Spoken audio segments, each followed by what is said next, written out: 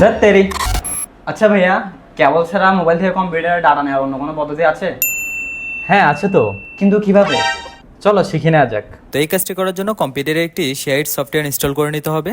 তো এই জন্য আপনারা কম্পিউটারে যে কোনো একটি ইন্টারনেট ব্রাউজার ওপেন করে নেবেন। Then share it download for PC লিখে সার্চ করবেন। না আপনাদের সামনে প্রথম যে ওয়েবসাইটে আসবে এই ওয়েবসাইটে চলে যাবেন। দেন এখান থেকে ফ্রি ডাউনলোডে ক্লিক করে দেবেন। না আপনারা দেখতে পাবেন আপনাদের সফটওয়্যারটি ডাউনলোড হয়ে গেছে। তো ডাউনলোড করার পর সফটওয়্যারটিকে ইনস্টল করে নেবেন। এই জন্য এটার উপর ডাবল ক্লিক করে দিবেন। দেন এখান থেকে ইয়েসে ক্লিক করে দিবেন।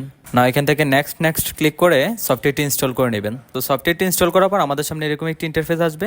তো এখন আপনাদেরকে আরেকটি বিষয় মনে রাখতে হবে, সেটি হলো আপনাদের কম্পিউটার এবং মোবাইলকে সেম ওয়াইফাই নেটওয়ার্কে কানেক্ট করতে হবে। তারপর আপনারা আপনাদের মোবাইলের প্লে স্টোর অথবা অ্যাপ স্টোরে চলে আসবেন। দেন এখান থেকেও সেম শেয়ার সফটওয়্যারটি ডাউনলোড করে ইনস্টল করে নেবেন। দেন শেয়ার ইটটা ওপেন করে নেবেন। ওপেন করার পর উপরে কর্নারে এখানে একটি প্লাস আইকন দেখতে পাবেন, এটিতে ক্লিক করে দিবেন। দেন এখানে কানেক্ট টু পিসি অপশনে ক্লিক করে দিবেন। না এখান থেকে আবার কানেক্ট টু পিসি অপশনে ক্লিক করে দিবেন। এবার আপনাদের কম্পিউটারে থাকা শেয়ার ইটের যে কিউআর কোডটি রয়েছে সেটি স্ক্যান করে নেবেন। আপনারা দেখতে পাবেন আপনাদের কম্পিউটার এবং মোবাইলটি কানেক্ট হয়ে গেছে। না আপনারা এখান থেকে সেন্ড অপশনে ক্লিক করে যে কোনো ফাইল আদান প্রদান করতে পারবেন। না এখান থেকে আমি এই ছবিটি সিলেক্ট করছি এবং সেন্ডে ক্লিক করে দিচ্ছি। তো আপনারা দেখতে পাচ্ছেন আমাদের ছবিটি কম্পিউটারে চলে গেছে।